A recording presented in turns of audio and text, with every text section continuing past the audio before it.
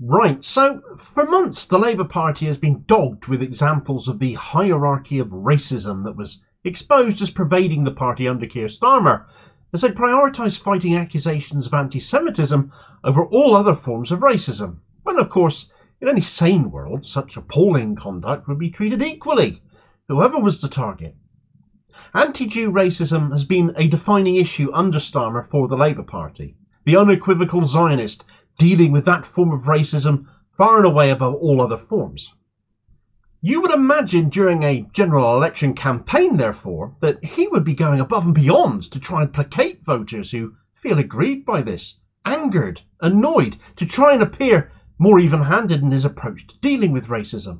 So many Muslim voters, for example, having left the party, not just over the party's appalling views on the matter of Israel and Gaza, which will be a voting issue for many voters of all faiths across the country. But in the case of Muslim voters particularly, the issue of Islamophobia has been treated as far less important than anti-Semitism.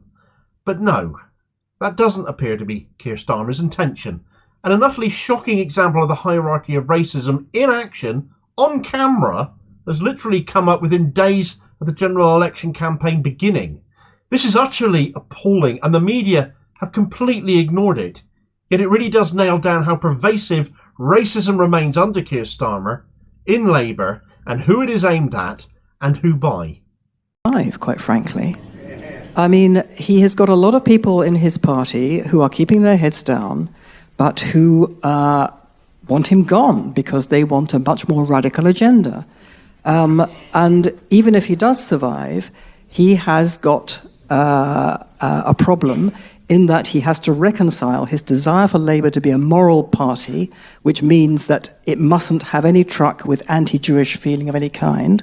He's got to reconcile that with the fact that he has a lot of Muslim constituents, members of Parliament, members of the party, and supporters. And I'm afraid to say that a very large proportion of those people are very, very anti-Jew and anti-Israel. And who is going to have the more power, even given his desire to hold the line? The people who number approximately, 280,000 identifying Jews now in Britain, or 4 million Muslims?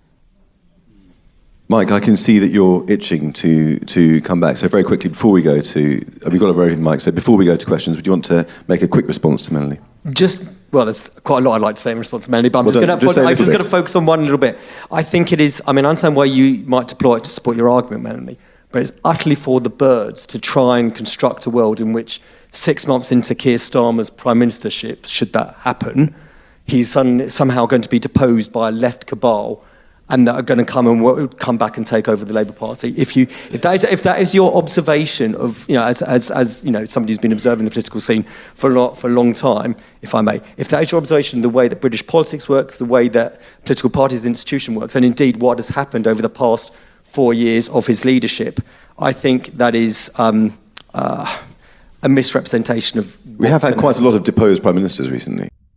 Right, so that was a short excerpt from a much longer video which can be seen on YouTube in its entirety from the Jewish Chronicle YouTube channel, which hosted a panel of Labour figures just the other day, Israel supporting Labour figures, plus the right-wing apparent Israeli resident, and according to some people, journalist as well, Melanie Phillips, who is arguably better known for her extreme anti-Muslim views, there to discuss the future for British Jews of a potential Labour government led by Zionist, without qualification, Keir Starmer. The JC's Jake Wallace-Simons hosted, the editor thereof of that publication, and sat alongside him was Labour Friend of Israel and former Labour MP Louise Ellman, the Jewish Labour Movement's chair Mike Katz, and Josh Simons, the director of Labour Together, the right-wing Labour grouping representing MPs like Wes Streeting and Lisa Nandy, which counts amongst their board the ever-pervasive Zionist Labour donor Trevor Chin, who also financed Keir Starmer's leadership campaign. The Jewish Chronicle might regard this panel as representative of Labour Party Jewry, but it was a solidly right-wing panel. Nevertheless, all three of these Labour figures have questions to answer following that diatribe, given what Melanie Phillips came out with just there. This event took place just, as I said, a few days ago, following the announcement of the general election, and here you had the director of a group of right-wing Labour MPs, The chair of the group in charge of dealing with Labour anti-Semitism, who seems to spend most of his time accusing other people of being racist on social media, and the former chair of LFI and another right-wing former Labour MP sitting alongside Melanie Phillips just to begin with, but continuing to do so without batting an eyelid as she said what she just said. It began with an assertion many of us, I suppose, would agree with, that people want Keir Starmer gone. He is Tory light, he isn't well liked, he offers little by way of change from the Tories because he doesn't think he has to. And besides which, who trusts him to keep his word after all? But it rapidly deteriorated from there. Phillips claimed that Starmer wants to make Labour a moral party, which means it must have no issue with anti-Jewish sentiment, with anti-Semitism. And of course there is a reason the JC was hosting such an event in my view, and it was to yet again put anti-Semitism on the table front and centre, keep that scam going of false accusation and equate anti-Semitism with anti-Zionism. But Phillips wasn't finished there. She said Starmer had to reconcile that with the fact he has a lot of Muslim constituents, MPs and members of the party, and accused many of them of being anti-Jew and anti-Israel. Blatant Islamophobia, therefore. Where's the proof? And where was the reaction from the other panellists? Nothing. They just sat there po-faced. Labour's hierarchy of racism happening before your eyes, folks, right there. If the shoe was on the other foot and she accused Jewish people of being amoral and racist, they would have been on their feet shouting at her. But Muslims, nothing. Is it any wonder as a demographic Muslims are deserting Labour in their droves when representatives of the party, people who put themselves forward as arbiters of morality and equality, by their own inaction, expose themselves for lacking an interest in either, merely pushing their own agenda, and that certainly isn't in the interest of Jewish people either, I would suggest. Since so many under Starmer have been purged, so many are absolutely revolted by scenes such as this and the conduct of the Labour Party in their name, so many are campaigning and indeed standing against Keir Starmer himself in no small part because of this. Phillips was cut off from continuing her diatribe by Jake Wallace-Simmons after she implied it was Muslims who were going to bring down Starmer because there are 4 million of them in the country versus 280,000 identified Jews. Her figures, I haven't checked them, because frankly it isn't the point.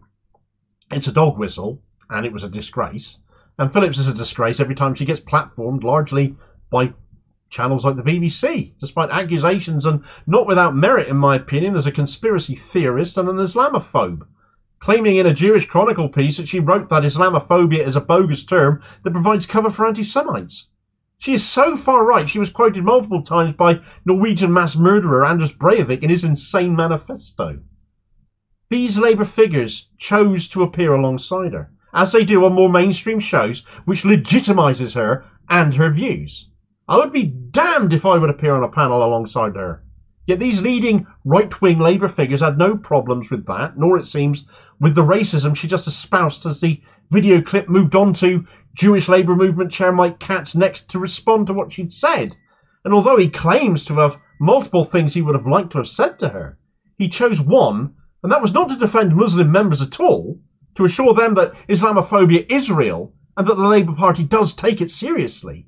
He instead opted to jump in and defend Keir Starmer, saying it was for the birds that he was somehow going to be deposed by some kind of left-wing cabal. She didn't actually bring up left versus right whatsoever. She brought up British Jewry versus British Muslims. He didn't even acknowledge the Islamophobia there in what she said.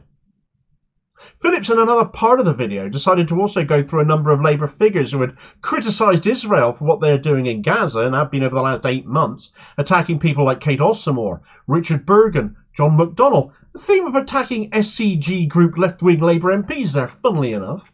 But she also laid into Sadiq Khan and Richard Parker, the new West Midlands mayor, all for the crime of being critical of Israel. But then she apparently lives there these days, despite being London-born. But then she also claimed to be one of those Jews too afraid to walk on the streets of London now when she sees Palestinian flags, as she claims it wants her gone. She got a round of applause for that. When that clip I showed ended, where Jake Wallace-Simons jumped in and brought up quite a lot of the political leaders being deposed, Conservative leaders, Katz took that as an opportunity then to move on to attacking Jeremy Corbyn, calling him wholly inadequate. You know what, Mikey? Do you know what I find wholly inadequate? Your response to Melanie Phillips' Islamophobia. more interested in attacking the Labour leader of 4 years ago now, is really just pathetic. But then it's nothing new for you. He does still live rent-free in your head. And this is the guy Starmer put in charge of dealing with anti-Semitism. It's no wonder the Ford report deemed his organisation, the Jewish Labour Movement's ability to do so, as inadequate.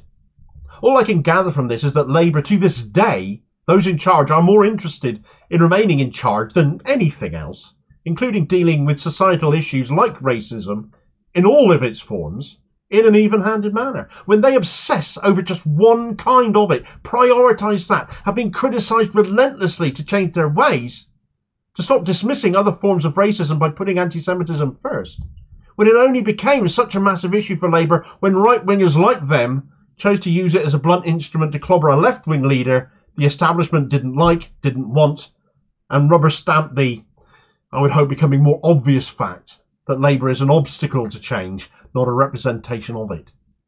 This panel utterly disgraced themselves, not just by sitting with Melanie Phillips, but by failing to hold her horrendous views to account when she came out with such filth. That is how Keir Starmer and his Labour Party purport to have eradicated anti-Semitism, but at cost of what other with regards to other forms of racism? That, it seems, is what we can expect from a future Labour government. If Jeremy Corbyn is still living in the heads of some in Labour, though, I'm sure the fact he's standing as an independent now is driving them mad, though perhaps the fact that meant they could expel him from the Labour Party finally might have cheered them up just a little bit. However, given that their candidate for Corbyn's seat now is a millionaire private health CEO, the sheer level of how out of touch Starmer's Labour is, how much they take for granted the fact they think they're on a roll towards power now, is practically screaming in our faces. Find out all about Corbyn's pitch and his wealthy rival in this video recommendation here. I'll hopefully catch you on the next vid. Cheers, folks.